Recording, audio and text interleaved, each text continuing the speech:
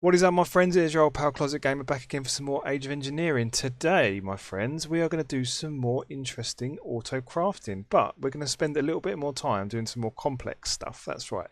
So, in the last episode, we spent some time, auto crafting iron plates and advanced alloys and other bits and pieces, electronic circuits. I've made another molecular assembler and another ME interface to go with it. I've programmed in some other bits and pieces, so encoded patterns for these ME interfaces and annihilation cores and formation cores for this one, and then over in this one I've got encoding patterns for fluid seeds and redstone blocks. But for today we are going to automate the atomic reconstructor. That's right. We're also going to automate the empowerer. We're also going to automate the growth accelerator, and then if we've got time we will automate this puppy. So I've got another 4 inscribers and I've loaded them already with the patterns for each one. So we're going to have an individual inscriber for each one of our circuits, and that will all become clear very, very soon. But first of all, first things first, let's make us a couple of patterns first of all. So these are going to be processing patterns for our atomic reconstructor, and they're going to be quite simple. It's just going to be that gives us that in code, and then let's get those back out there. And then it's going to be that, and that gives us that. Those are the 2 patterns. That's all we need. Those are the only 2 patterns we need for the atomic reconstructor at the moment anyway. We'll probably have to do more, but that will do us absolutely nicely for the moment. Right, now one other thing that I need to do before I start doing this. So I need to get one of these ME interfaces, and I'm going to name it atomic reconstructor. Nice. So that will enable that to show up on our list in our ME interface. So let's go back down to our basement. So I've figured out where I'm going to set it up. I've sort of hollowed out a little area here. So what I'm going to do is I'm going to have a precision dropper. Actually, no, what I'm going to do first is I'm going to get my atomic reconstructor and I'm going to put it right there, like that. Nice. And then I'm going to get this guy, this precision dropper, and I'm going to put him there, like that. Then what I'm going to do is I'm going to put this pressure plate on top. And this guy is set to pulse mode, that's good. Then I'm going to get a range collector, and I'm going to stick that guy there. And then I'm going to filter it so that it only picks up the atomically reconstructed redstone blocks. Nice. Now this should work. I think this should work now. So what we need to do is we need to get this, get a chest. We'll maybe put the chest there, and then we will. Oh, I've stood on it. I'm getting atomic reconstructed. I need to get up here. Right, that'll do. Right now, where is this guy? This atomic reconstructor ME interface. So that goes on there like that. And then we'll put those 2 patterns, that one and then that one, like that. So that will come into there, and let's just put that on there like that. So that should be on our network now. It says device missing channel, but it should. There it goes, device online. Perfect. Right, now what we need is a couple of filters, because what's going to happen is the item will get pushed into here when we fire up the pattern. The block of redstone, sorry, will come into here, or the block of palace will come into here. It will come out, it will go into the precision dropper, come up there, activate that, that will fire, and then that will suck it up. But if we don't put filters on there, what will happen is it will get sucked up back into there, then straight back out again. It will go in a like, continuous loop, which obviously will be fun to watch, but it won't actually get us what we need it to get. So let's put this here, not that far back. I want that back. Cool. Let's tidy that up a little bit at the back. It's better. Right, so this one's going to be extract always active. Actually, it might as well come like this. There we go. And this one's going to be insert and out. It's going to be extract always active, but it's going to have an item filter on there. And it's only going to extract this one, and it's only going to extract that one. Okay, so that should be good. Then this comes down here, that goes on there. That is insert. So that should now work. Now let's give it a little test run. Sweet. Oh, I love it. I love it. The simplicity of it is beautiful, isn't it?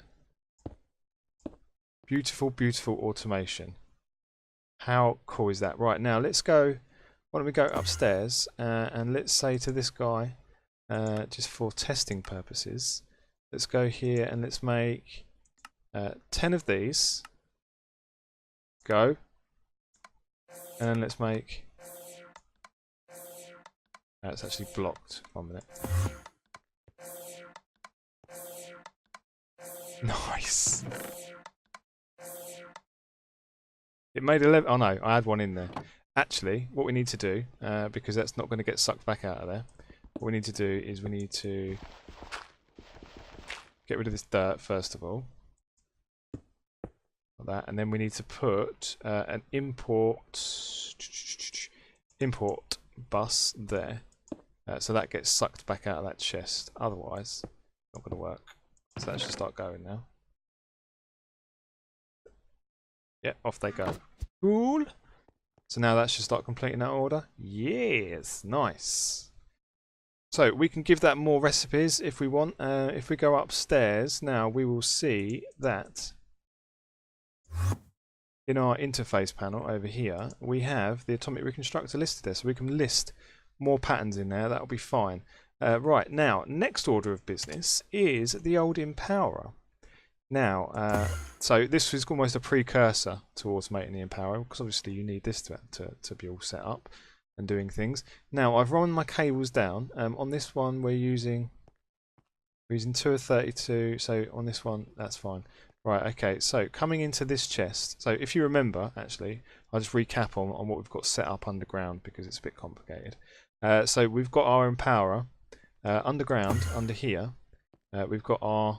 Am I in the right place? Am I in the right place? Yes, I'm in the right place. So underneath here, we've got the extract of an existing item filter. So if we look at that, we can see that all of these bits and pieces, so the fish, the stuff, is all allowed to go in there. And it will all get sent out separately on these different channels.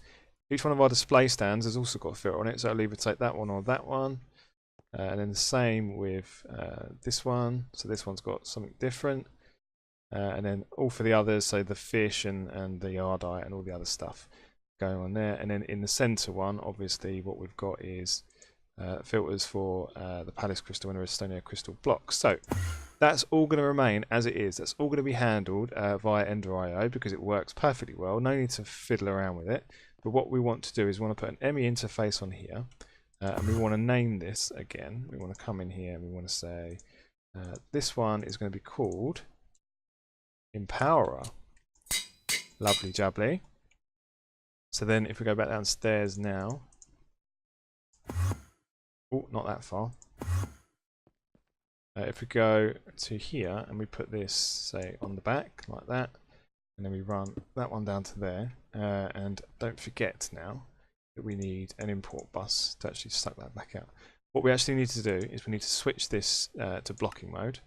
I'll explain why in a sec once I've put this one down. So, blocking mode, it basically what it does is it will only put one set of items. So if you order, say, 10 empowered crystal blocks, what it will do is, if you don't have blocking mode on there, it will send 10 fish, 10 slime crystals, 10 of the other stuff, all into this block. Now, if you order, that's fine, because that will work. But if you order 10 of these and then 2 of these, what will happen is all of the fish and the stuff will arrive here, shortly followed by some of the stuff that we need for this. So the ardite and the other bits and pieces and the rose red and stuff will come in here.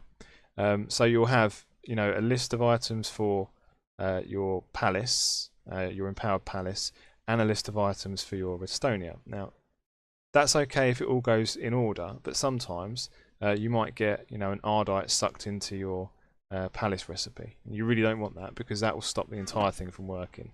and you have bits laying around. So what the blocking does, it only allows it to insert one set of items at a time, which is really good. Now what we need to set up actually on this import bus is we need to set it up so it can only extract the empowered items, otherwise it will start sucking the stuff back into the system as soon as it lands in there, which is obviously not good. So let's see if we've got an empowered crystal here. No, we haven't got one there, but where we have got one actually is over here. Right, so I need to put a capacity upgrade on there as well to add more things to it. But this will work for the moment anyway. It will work for getting this thing set up, and then we can look at a capacity card in a moment. So let's craft the recipe for empowered redstone crystal blocks, shall we? So it was rose red, ardite, red garnet, and resonating redstone crystal, and a block of that stuff.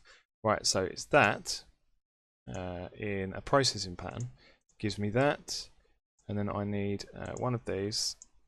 I need the rose red. I need one of those. I need a red garnet. I need a rose red and the ardite. So encode that bad boy. Now that should do the trick, I think. If we chuck all this stuff back in here. And let's see. Actually, we can put it in. There's our empower there, it's appeared on the list. So maybe this will work. Let's see if this works. Right, stuff that we can craft. Let's make just one of these. Or no, two. Two will test it nicely, won't it? So, is this going to work? Let's have a look. Yes, it's working. Oh, fantastic. Now we just need to check that it's actually going to get sucked back out. So I'll be back. Once this is done, I'll wait here, and instantaneously, once it's done, I'll come back. So the next set of items are already in there, actually waiting. So that one should go. Yes, it's gone. And then the other one has started powering up. Sweet. Yes. Excellent. Automated empowering as well. And what would have happened as well is that would have sort of the atomic reconstructor would have fired up as well to give us that middle block, but we've got some of those in stock. Right, so I'm going to make a capacity card for this guy now, and then we'll get the other recipe loaded in there. So capacity card, I've got a basic card and I've got one of these, so that should just be a case of... No, I haven't got a basic card. We'll need a basic card, just some of those? Fine, okay, basic cards. Right, so capacity card, let's grab that. Let's go down here. Let's go over to this guy and let's put that capacity card on there. And now what we need to do is we need to grab one of these guys. We need to say you're also allowed to extract those, my friend. And then let's go back up here and we can put that back in our system. I actually need to pipe those out of there at some point. Right, now let's go over to our pattern terminal and let's see if this works as well. Right, okay. So one palace crystal block and one of those. And we also need the fish, the apatite, the blue slime crystal, and then also the cobalt. Is it cobalt? Is it this apatite? Or is it something else? Oh, so it's prismarine, which is nether quartz into that. So we can put a recipe for that in our atomic reconstructor. So let's grab those out of there back for a minute. Let's grab a couple of nether quartz. And let's go down here to our atomic reconstructor and let's chuck those on there. Nice. And let's go back upstairs to here. Let's put a recipe for this guy in there. So that gives me that. Encode that. Nice. And then we'll chuck that straight in the atomic reconstructor. Like that. And then what we're going to say is one of these, and then back in here, put that back in the empower. Right, now that should actually work. So right, so before we do that, let's check that we haven't got any palace blocks in there.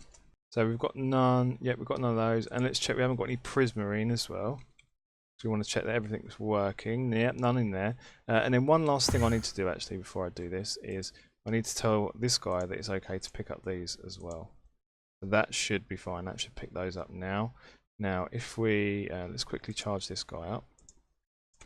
Nice. And then if we go back upstairs, let's say to this guy, make me some of these guys. Let's make me 2 of these, please. So it's going to take 2 lapis lazuli blocks and turn them into palace crystal blocks. It's then going to take 2 nether quartz and turn them into prismarine. It's going to take raw fish. It's going to take blue slime crystals. It's going to take cobalt ingots, and it's going to chuck them all in the empowerer and make us an empower palace crystal block. So let's check that this works. It is all working. Fantastic. Right, so we'll let that guy do his thing. The next thing I want to automate is this guy. So the crystal growth accelerators. And the way I'm going to do it is, it was offered to me by Sakumi, who talks to me quite often in the comments. And it was a really good way of doing it. You can actually deposit these guys from underneath, which is pretty fancy. So you can put that there, and then you can put another one on the top like that. Which actually allows you to have 6 if you wanted to. But for demonstration purposes, I'm going to leave it off for the moment anyway. So we still need to turn that guy around. So that's on like that. That should work. Yeah, that's good. So we're going to need a chest there, and we're going to rename it. Let's go upstairs. We're going to rename this one Growth Accelerator. So come here, ME interface. You are going to be Growth Accelerator. Lovely jubbly. Now let's chuck some of this stuff in there actually. Let's get rid of some of this junk. Don't need all of that. And then let's see if we've got some fluic seeds. No. Why don't you make me some of those, please? You're still busy empowering stuff. You are, aren't you? Yes. It's a bit of a problem, isn't it? Yes. We need a co-processor, I think, that's going to enable us to sort of do stuff utilising these different things. So you can process more than one thing at once. Because obviously all our crafting CPUs are busy doing this junk at the minute. Right, so what was I going to do? I think I've actually got some seeds in here. Have I? Or maybe in my calculator? Yes, I've got some there in my calculator. Perfect, right, okay. So, what this is going to do, it's going to extract on here. Like that. And it's going to insert, it's going to extract, always active. And then this guy is going to get the ME interface on it right here like this. And then we're also going to have an import bus there. And this is only going to extract fully grown seeds. Nice. Then we're going to have some cable. So let's grab some cable. I think I've still got some cable.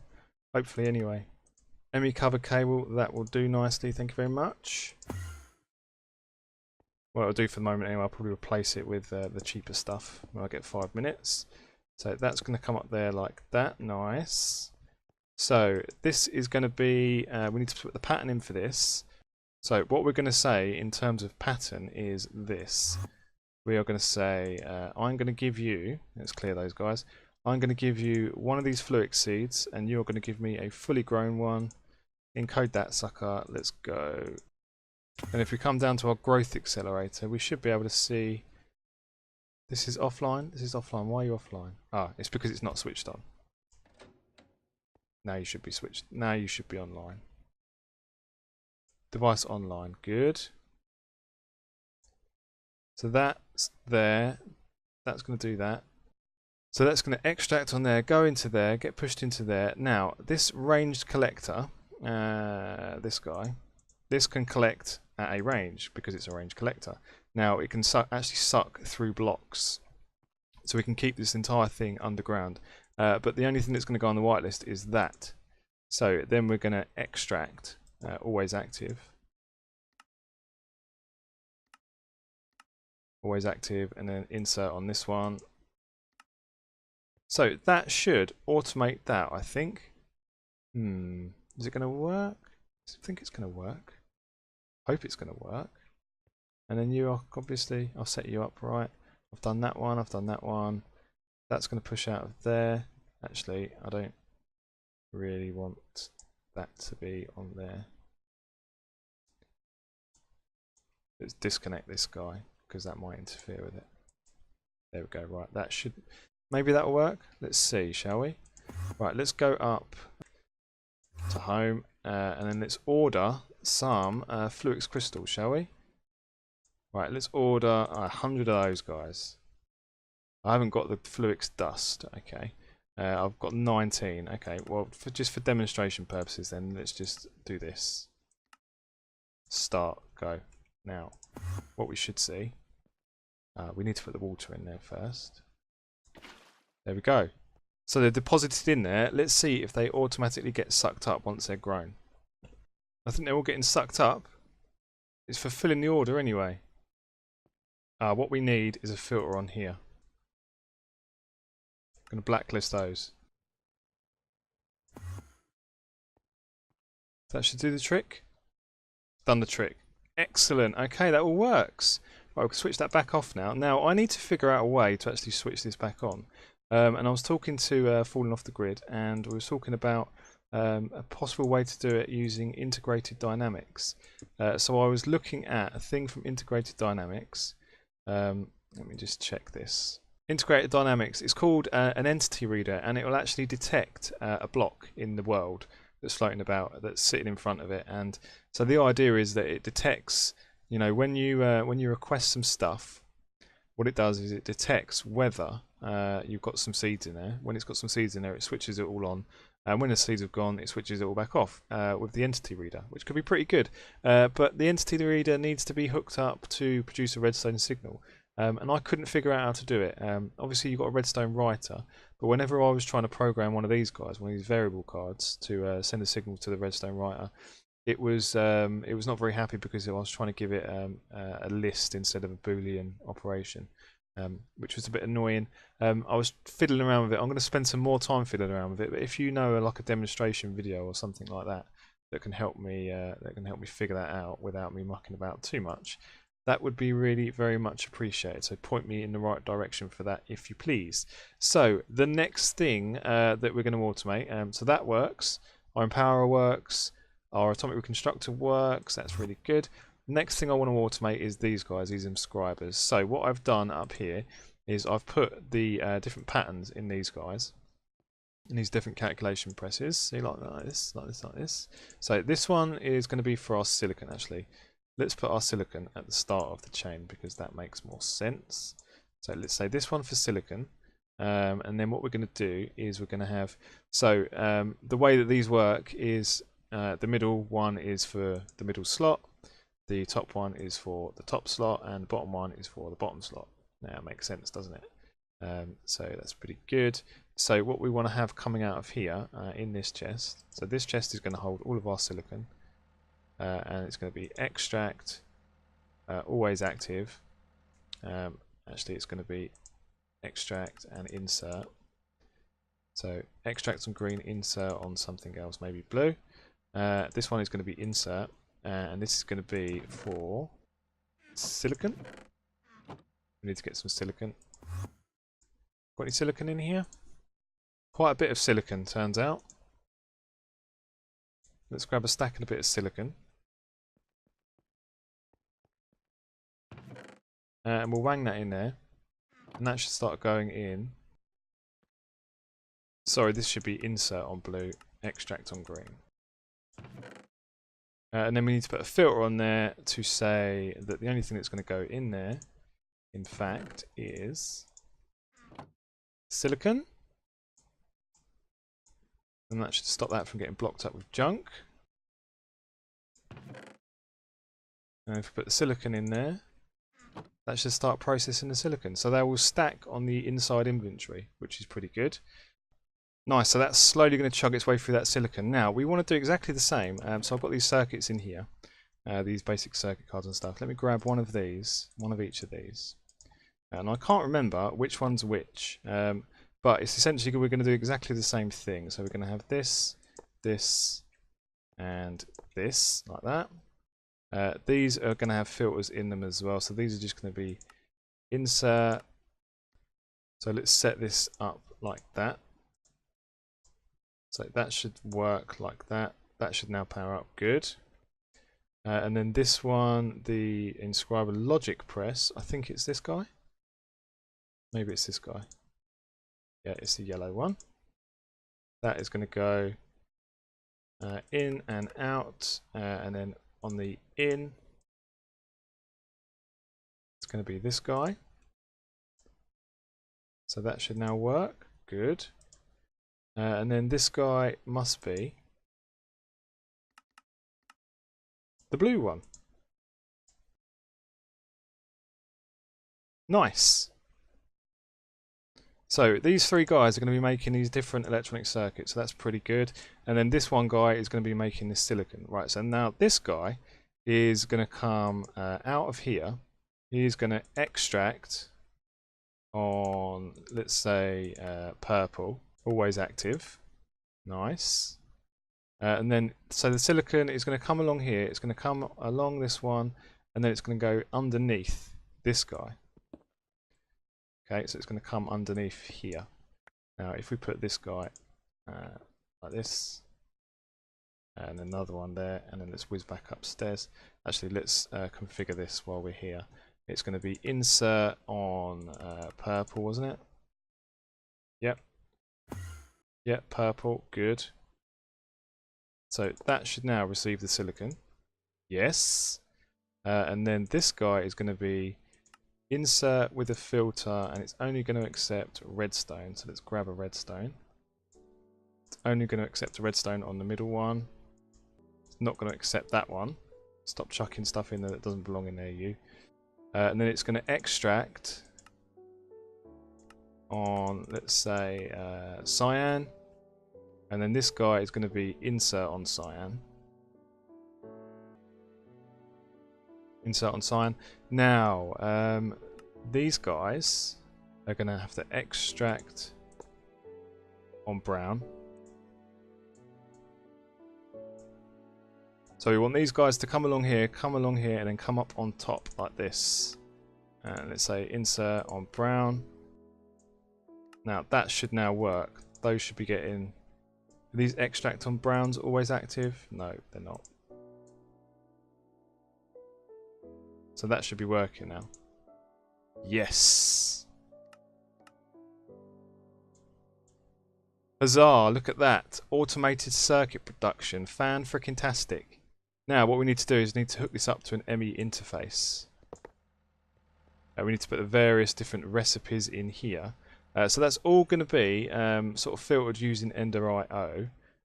What I'm going to do is I'm going to get some of this cable, and I'm just going to come along here like this. I'm going to grab another one of these ME interfaces, and I'm just going to rename it to Circuit Production. Perfect. We'll stack some of these silicon up, get them out of the way. Good. Right, circuit production interface there like that.